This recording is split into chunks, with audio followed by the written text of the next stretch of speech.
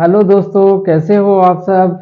आशा है आप अच्छे से पढ़ाई कर रहे होंगे। आपके PT1 भी नज़दीक आ रहे हैं।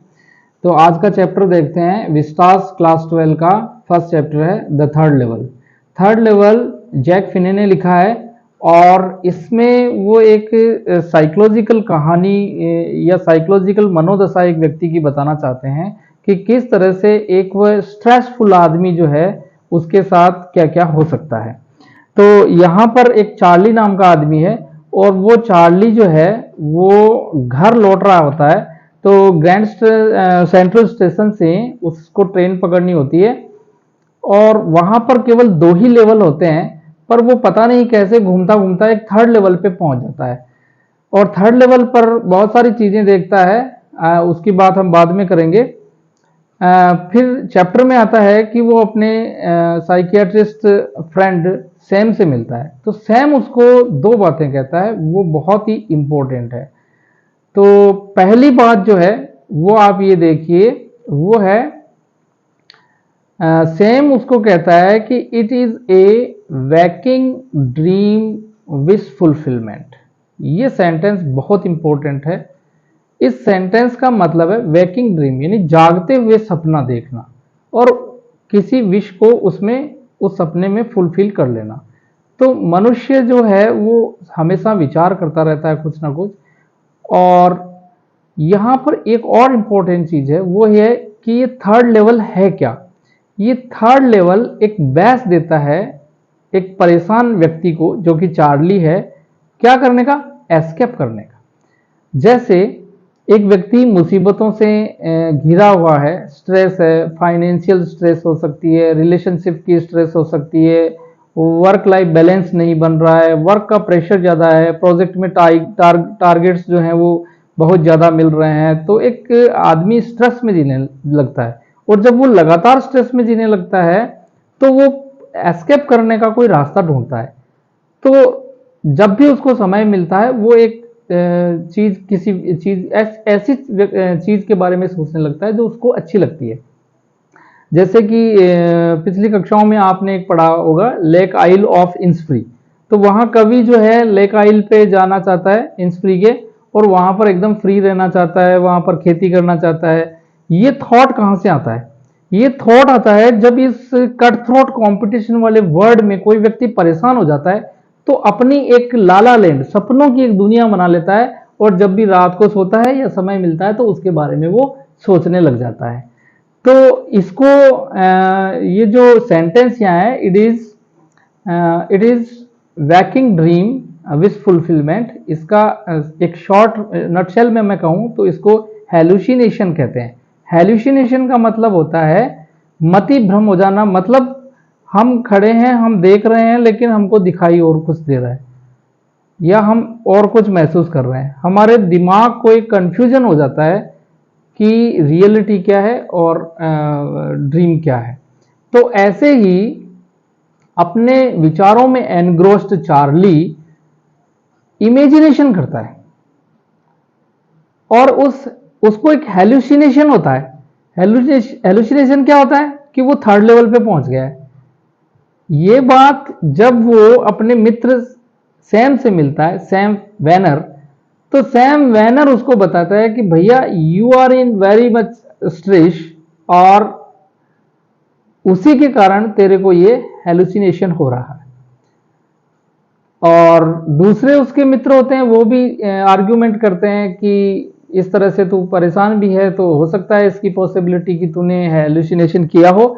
और एक और है कि उसकी एक हॉबी थी फिलाटेली की, यानी टिकट स्टैम्प्स कलेक्शन की। तो उसमें भी वो कहते हैं कि ये एक टेम्पररी रिफ्यूज है। मतलब तू जिंदगी की हार्श रियलिटी से भागने के लिए, एस्केप करने के लिए कुछ कर रहा है। और वो क्या कर रहा है? फिलेटली कर रहा है, स्टैम्प के कलेक्शन कर रहा है। स्टैम्प का कलेक्शन करना भी तेरा रियलिटी से एस्केपिज्म है और कुछ नहीं है। तो ऐसा उसको समझा देते हैं। खैर, उसके बाद में पूरी कहानी में पूरी आगे के स्टेप्स आते हैं कि किस तरह से वो थर्ड लेवल पे पहुंचा वहाँ पर किस तरह के व्यक्ति वहाँ पर मौजूद थे, किस तरह के फैशन थे, किस तरह उनकी मस्टास थी, किस तरह साइड बर्न उनके यहाँ पर थे, और किस तरह के कपड़े उन्होंने पहन रखे थे, वॉच किस तरह की थी। उसके बाद में वहाँ पर जो लोकोमोटिव चल रहे थे वो कैसे थे, और लाइटिंग कैसी थी, करेंसी नोट्स कैसे थे, बुकिंग कलर कैसा था, और कमरे किस तरह के छोटे छोटे थे, ये सारा वर्णन वो वहाँ पर देता है। इसके बाद में वहाँ से वो गैल्सबर्ग जाना चाहता है, इलिनॉस गैल्सबर्ग। गैल्सबर्ग क्यों जाना चाहता है? क्योंकि कभी उसने अपने दादाजी के साथ समय बिताया होगा और उसे गैल्सबर्ग के बारे में कुछ पता है कि लाइफ जो वहाँ है ना बिल्कुल ट्रैंक्विलिटी में चलती है, बहुत पीसफुल लाइफ है, लोगों के पास खूब टाइम है और वो अपनी इवनिंग्स जो हैं वो अपने घरों के बाहर लॉन में बैठ के बिताते हैं, लेमनेड वहाँ पीते हैं, गिटार बजाते हैं, म्यूजिक बजाते हैं, और बड़ी खुशनुमा जिंदगी है। और यहाँ शहर की आपाधापी में चार्ली को वो नहीं मिलता। तो चार्ली का जो सबकॉन्शियस माइंड है वो गैल्सबर्ग जाना चाहता है। तो वहां वो देखता है कि गैल्सबर्ग का टिकट खरीद सकता है या नहीं खरीद सकता, बट करेंसी का डिफरेंस आने के कारण वो नहीं कर पाता। इसके बाद वो वहां से लौट आ जाता है। अब तो पहली बात ये होगी कि यहाँ पर जो थर्ड लेवल है वो एस्केपिज्म का एक रास्ता है, एस्केप होने का रास्ता है चार्ली के लिए। हर व्यक्ति जो परेशान है वो इस तरह के कोई ना कोई रास्ते ढूंढ लेता है। आगे चलने पर क्या होता है, एक दिन वो सब ये सब छोड़ देता है कि चलो ठीक है थर्ड लेवल है नहीं, वो सर्च करना छोड़ देता है उसको। लेकिन एक दिन क्या होता है, वो जो फिलाटेली वो करता है उसमें एक फर्स्ट कवर लेटर उसको मिलता है। फर्स्ट कवर लेटर क्या होता है मैं आपको थोड़ा सा बता देता हूँ कि जैसे ही गवर्नमेंट कोई स्टैंप नई टिकट इश्यू करती है तो जो लोग इसके मेंबर होते हैं, फिलाटेली करते हैं, रजिस्टर्ड होते हैं पोस्ट ऑफिस में, उनको वो नए टिकट का एक लगा के लिफाफा उनका खुद उनका एड्रेस करके जो मेंबर है और भेज देते हैं। उसके अंदर कुछ भी मैसेज नहीं होता है। तो उसे अपने करेक्शन के साथ वो टाइम बिता रहा होता है, तभी उसको एक लिफाफा दिखता है जिसपे उसका एड्रेस होता है, दादाजी का या उसका एड्रेस होता है, और उसके अंदर से जो कि ब्लैंक होना चाहिए, ब्लैंक ना होकर के उसके अंदर उसके फ्रेंड जो हैं सेम, उस सेम का एक लेटर निकलता है। और उस लेटर में वो डेट वगैरह जो पुरानी लिखी हुई है, साथ में एड्रेस भी लिखा है इलियानोस गैल्सबर्ग का, और उसमें वो लिखता है कि वाकई यहाँ शामें बड़े शानदार हैं और लाइफ बहुत अच्छी है और मुझे लेमनेड पीने के लिए लोगों ने बुलाया है, और इस तरह से। अब यहाँ प्रश्न ये खड़ा हो जाता है कि यदि थर्ड लेवल नहीं है या थर्ड लेवल केवल एस्केप होने के लिए एक बेस है, एक रास्ता है, तो सैम वहां कैसे पहुंच गया? और सैम ने लेटर में यह भी लिखा कि कीप ऑन सर्चिंग, तुम भी उसको तलाश करते रहो, वो तुम्हें जरूर मिलेगा, और जिस दिन मिल जाए ट्रेन पकड़ना और गैल्सबर्ग आ जाना। तो ये बड़ा प्रश्न है कि सैम आखिर वहां का कैसे पहुंच गया। दूसरे दिन इस चिट्ठी के आने के बाद में, ये मिलने के बाद में, चार्ली जो है एक ऐसी शॉप पे जाता है जहां पुरानी करेंसी मिलती है, और वहां जाकर वो उसको फाउंड आउट होता है कि चार्ली यहाँ पे आया था और लगभग $8 के करीबन वो लेके पुरानी ओल्ड करेंसी लेके चला गया। तो ये काफ़ी बड़ा अमाउंट था, और इतने अमाउंट में वहाँ जाकर, क्योंकि चार्ली हे का बिजनेस और ग्रेन का बिजनेस करना चाहता था, सॉरी चार्ली नहीं सैम, तो उसने वहाँ पे एस्टेब्लिश कर लिया होगा। और एक लाइन लास्ट में वो लिखी है कि certainly he can not do the old business. तो ओल्ड बिजनेस उसका था साइकियाट्रिस्ट का। तो and same was my why same was my psychiatrist. तो वो साइकियाट्रिस्ट का बिजनेस यहाँ पर करता था। 100-200 साल पहले एल्सबर्ग में साइकियाट्रिस्ट की ज़रूरत नहीं होती थी, तो वो सर्टेनली ओल्ड बिजनेस तो नहीं कर सकता था, और वहाँ ऐसी ट्रैंक्विलिटी में रहने वाले लोगों को ज़रूरत भी क्या पड़ेगी साइकोलॉजिस्ट की। तो इस तरह से वो पुराना बिजनेस नहीं कर सकता। प्रश्न ये खड़ा हो गया कि वो लेटर कहाँ से आया। अब यहाँ पर कुछ विद्वान तो ये कह रहे हैं, मैं इसका मैन बता देता हूँ, मेन ये है कि चार्ली जो है वो परेशान है और स्ट्रेस में है।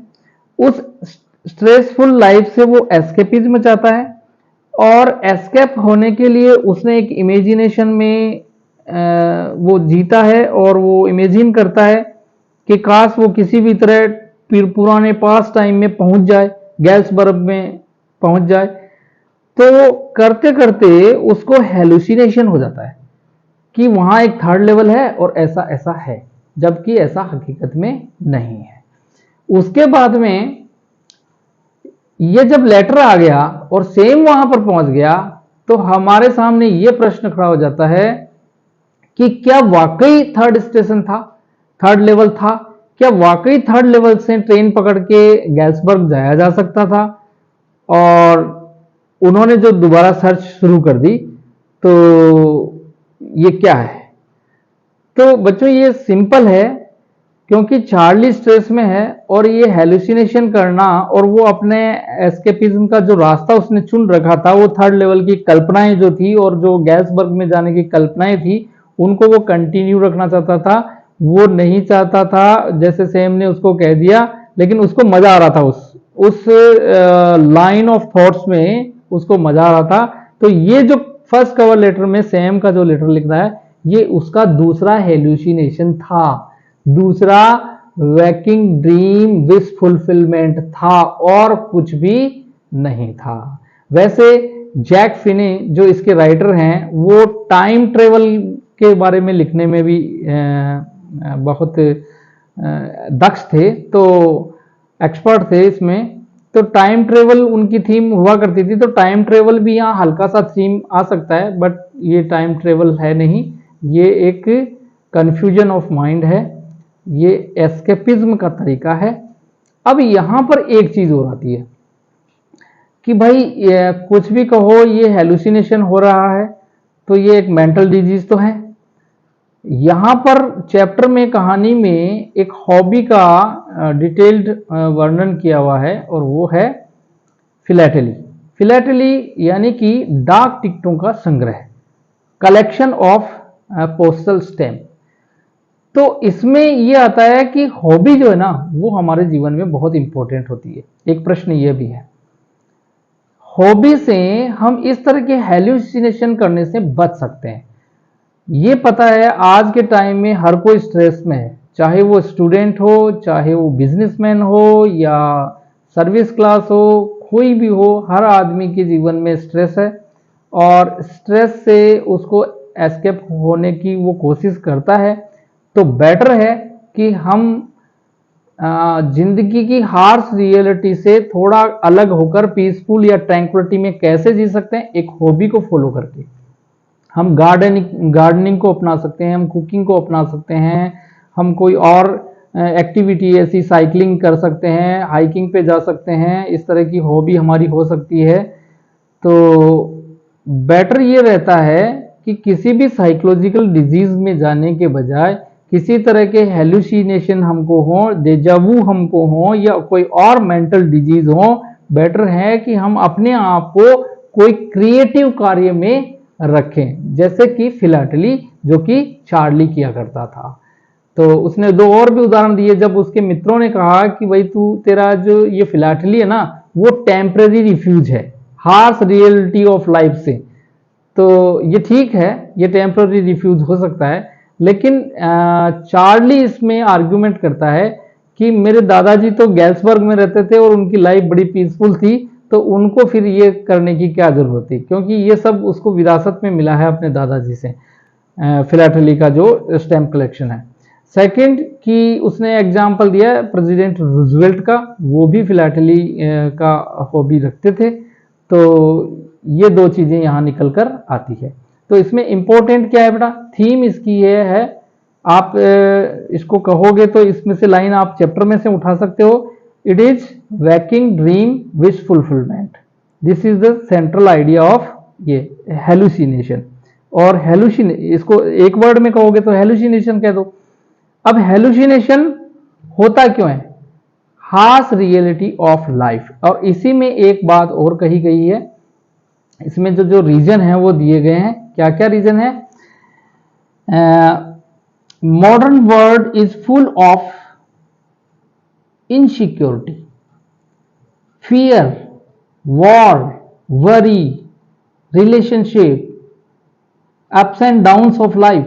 ये सारी चीजें जो हैं वो ये सारी चीजें आदमी को स्ट्रेस में ला रही है, और इसी के कारण आदमी अपने दिमाग में कोई इमेजिन कर, जैसे कोई व्यक्ति इमेजिनेशन करता है कि मेरे पास इतने रुपए हों तो मैं ऐसे ये खरीद लूंगा, एक आइलैंड खरीद लूंगा, या मेरे पास ऐसे हो, मेरे पास हथियार हो तो मैं किसी को रिवेंज ले लूंगा। इस तरह की बातें आदमी सोचता रहता है।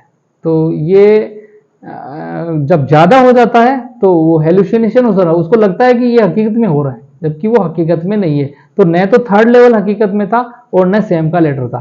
थर्ड लेवल चार्ली का पहला हेलुसिनेशन था और सैम का लेटर उसका दूसरा हेलुसिनेशन था, इसके अलावा कुछ नहीं था। तो escapism from the harsh reality of life, ये जो है इसका सेंट्रल आइडिया है इस चैप्टर का। आप अपने जब आंसर्स लिखेंगे तो इसी के इर्द गिर्द आप अपने आंसर्स लिखने की कोशिश कीजिएगा और थीम के आसपास। और जैसे हेलुसिनेशन वर्ड है, या it is waking dream full wish fulfilment है, या इस तरह की चीजें आप उसके अंदर डालेंगे। हार्श रियलिटी है, इनसिक्योरिटी है, फियर, वॉर एंड वरीज हैं, ups and downs of life है, फाइनेंशियल सिचुएशंस इन लाइफ हैं, रिलेशनशिप हैं। इस तरह की जो व्यक्ति की परेशानियां होती है उनको अपने आंसर्स में डालिए, तो आपका जो आंसर्स हैं वो अच्छे से निकल के आएंगे, लैंग्वेज की ग्रेविटी बढ़ेगी और आपके अच्छे मार्क्स आएंगे। पिछले 2 वीडियो में मैं एक बात कहना भूल गया था, प्लीज़ सब्सक्राइब कीजिए ताकि मेरे को भी मोटिवेशन मिले, मैं इस तरह के वीडियो आपके लिए और लेके आ सकूँ। Thank you very much.